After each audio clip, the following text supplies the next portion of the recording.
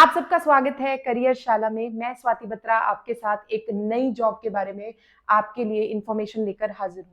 IDBI के jam के ऊपर, जैम यानी कि जूनियर असिस्टेंट मैनेजर की complete information, books, free courses अगर हम करना चाहें तो कहाँ से कर सकते हैं, तैयारी कैसे फ्री में कर सकते हैं, कैसे सिलेबस को आगे बढ़ा सकते हैं, या कैसे हम अपने लिए एक सेफ करियर फिल्ड ऑन कर सकते हैं। अगर आप सोच रहे थे कि आपको जाना है इस फील्ड के अंदर यानी कि जूनियर असिस्टेंट मैनेजर, या बैंकिंग में आप जाना चाह रहे हैं बहुत टाइम से, तो ये मौका आपके लिए होने वाला है। मैं सिर्फ और सिर्फ इतना कहूंगी कि अगर आप तैयारी कर रहे थे तो इस वीडियो को एंड तक देखिएगा। इसके अंदर बुक्स हो गई, आपके मेन इंपॉर्टेंट पॉइंट्स हो गए, क्या क्या चीजें आपके दिमाग में रहनी चाहिए, क्या क्या डॉक्यूमेंट्स आपको तैयार रखने चाहिए, और तैयारी कहाँ से करनी चाहिए, सब कुछ डिस्कस करेंगे A to Z, बिना किसी गलती के, बिना किसी प्रॉब्लम के। अगर आप वीडियो को एंड तक देखते हैं तो आप तैयार हैं पेपर को देने के लिए। अगर मैं बात करूं आईडीबीआई के जैम के पेपर की, तो अभी 1 मार्च में भी एग्जाम हुआ था और अब फिर से एग्जाम हो रहा है। तो इसकी टोटल वैकेंसीज है 676 वैकेंसीज। अगर 676 वैकेंसीज हैं तो आपको पता है कि कंपटीशन भी होगा, डेफिनेटली कंपटीशन होने वाला है। इसमें आपके पास एक पर्टिकुलर जॉब के बारे में पहले जान लीजिए ताकि आप कर सके आगे ये काम। जूनियर असिस्टेंट मैनेजर की जो काम होता है वो मैनेजर की तरह ही होता है, और इसके अंदर आपका एक पीरियड होता है, पर्टिकुलर पीरियड होता है जिसके अंदर आपको काम करना होता है। ये ट्रेनिंग पीरियड भी कह सकते हैं 6 मंथ्स का होता है, और इसके अंदर आपको जो सैलरी है वो कम दी जाती है कंपैरेटिवली। और उसके बाद 2 महीने का पीरियड होता है, उसके बाद आपको 1 साल के अंदर अंदर आपको परमानेंट कर दिया जाता है ट्रेनिंग के बाद प्रॉपर, और आप बन जाते हैं जूनियर असिस्टेंट मैनेजर। और आपका जो सैलरी पैकेज लगता है वो लगता है 6,15,000 से 6,50,000 तक का पर ईयर का, पर एनम का। और अगर आप चाह रहे हैं कि आपका इसमें प्रमोशन हो, आप आगे बढ़े, क्योंकि मेरे को पता है कि बहुत सारे बच्चे ऐसे होंगे जो ग्रेजुएशन के बिल्कुल बाद यहाँ पे लग जाएंगे, तो 3 साल के अंदर आपका प्रमोशन पॉसिबल है। 3 साल का एक प्रोबेशन पीरियड होता है, उसके बाद आप प्रमोशन के लिए बिल्कुल तैयार हैं। ऐसा नहीं है कि पूरे 3 साल, बट डिपेंड करता है, अगर वैकेंसी जल्दी आ जाती है बैंक के अंदर तो you can be promoted. Okay, 3 साल के बाद अगर बात करें तो आपका प्रमोशन हो सकता है असिस्टेंट मैनेजर के ऊपर, डिप्टी मैनेजर के ऊपर, मैनेजर, सीनियर मैनेजर, और उसके बाद असिस्टेंट जर्नल मैनेजर। तो ये सारी आपकी पोस्टें हैं अकॉर्डिंगली जैसे जैसे आपका होगा। यानी कि जैम के बाद आपका, अगर आप सिलेक्ट हो जाते हैं, आप 3 साल के बाद असिस्टेंट मैनेजर बन सकते हैं, डिप्टी मैनेजर, मैनेजर, और आगे। सो ये वैकेंसी वर्थ फिलिंग है अगर आपने अभी अभी ग्रेजुएट क्लियर किया है तो। अगर आपने ग्रेजुएशन अभी क्लियर किया है तो this vacancy is basically worth filling. इसको फिल कर दीजिएगा। पेपर क्लियर हो, आपका सिलेक्शन हो, वो बात की बात है, लेकिन आप पहले फिल कर दीजिएगा। वैकेंसी आने वाली है 676 वैकेंसी, और इसकी लास्ट डेट होने वाली है 20th मई। फिल करने की लास्ट डेट 20th मई है। आपकी क्वालिफिकेशन ग्रेजुएशन होनी चाहिए, आपकी एज 20 to 25 ईयर्स होनी चाहिए। आपकी एज 20th में 2005 से नीचे नहीं होनी चाहिए, और आपकी एज 1 में 2025 से बड़ी नहीं होनी, सॉरी 1 में 2000 से छोटी, मतलब ज्यादा नहीं होनी चाहिए, आप इससे पहले नहीं होने चाहिए। अगर आप इस ब्रैकेट में लाई करते हैं तो आप इस जॉब के लिए अप्लाई कर सकते हैं। अब अप्लाई तो कर दिया, लेकिन अप्लाई करने के बाद क्या प्रोसीजर होगा इसका सिलेक्शन का, उसकी बात करते हैं। सबसे पहले प्रोबेशन पीरियड में आपको बता चुकी हूँ कि 1 ईयर का होगा। इसके अंदर एक ऑनलाइन टेस्ट होगा, एक आपके पास इसके अंदर पर्सनल इंटरव्यू होगा। ऑनलाइन टेस्ट, पर्सनल इंटरव्यू दोनों मिलके आपका सिलेक्शन फाइनलाइज करेंगे। अगर आप दोनों क्लियर करते हैं तो आप फाइनलाइज होंगे, अगर आप दोनों क्लियर नहीं करते तो आपका फाइनलाइजेशन नहीं होने वाला है। ठीक है, इसके बाद आ जाते हैं फीस के ऊपर। 250 रुपीज रहेगी SC ST के लिए फीस, और अदर्स के लिए रहेगी 1050। फीस आपकी रहेगी 1050।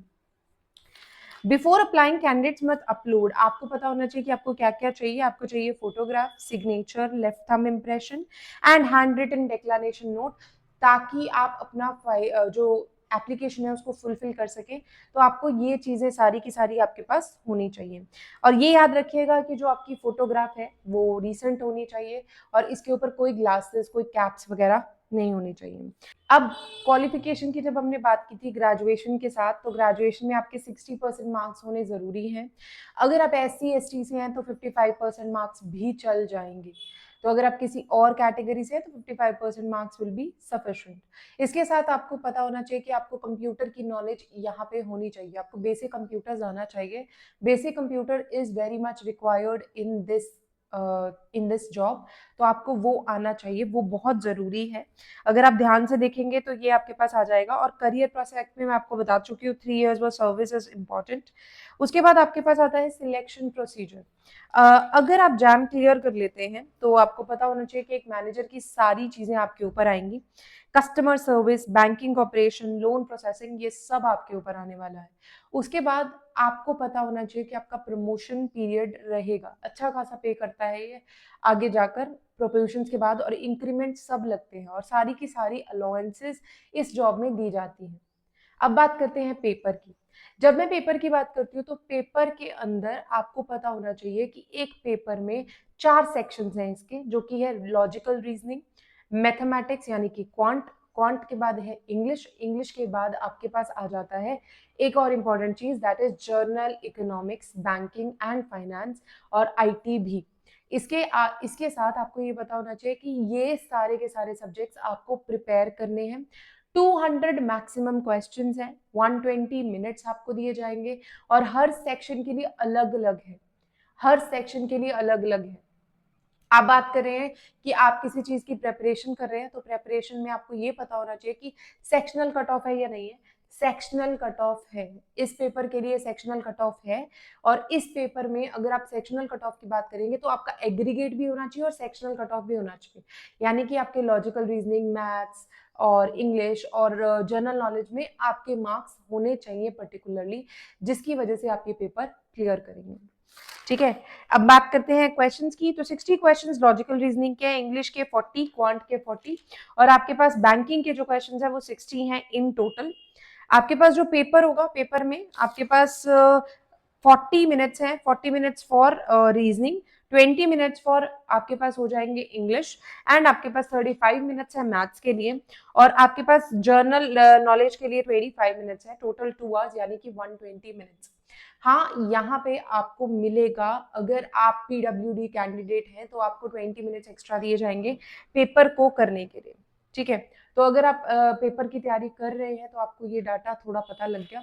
अब बात करते हैं इसके सिलेबस की। अगर मैं सिलेबस की बात करूं तो IDBI का सिलेबस ज्यादा है, कंपैरेटिवली बराबर है एक बैंक के पेपर के। तो जो पेपर होता है, इसका जो लेवल होता है IDBI के जैम का, स्पेशली जैम का, क्लेरिकल पेपर के लेवल से मैच करता है। बैंकिंग का क्लेरिकल और IDBI जैम का पेपर एग्जैक्टली सेम होता है, कोई ज्यादा फर्क नहीं होता। बैंकिंग क्लर्क का मेंस की बात कर रही हूँ, I am not talking about pre, तो प्री की बात नहीं कर रही हूँ मैं, मेंस की बात कर रही हूँ, उसके इक्वलेंट होता है जैम का पेपर। अगर आप ध्यान से देखें तो the level of questions is exactly the same. तो इसके अंदर तैयारी कैसे करेंगे? तैयारी करने के लिए सबसे पहले भटकेंगे नहीं, बार बार क्या होता है कि आप बहुत सारी चीजें देख लेते हैं, इस वजह से आपका पेपर क्लियर नहीं हो पाता। तो अगर आप सोच रहे हैं कि इस बार आपको पेपर क्लियर करना है तो फोकस करके चीजों को करिए। मैंने पहले बता दिया कि सेक्शनल कट ऑफ है, मतलब आपको सारे के सारे सेक्शंस को अटेम्प्ट करना पड़ेगा। और एग्रीगेट कट ऑफ भी है, एग्रीगेट कट ऑफ का भी डिस्कस कर लेते हैं।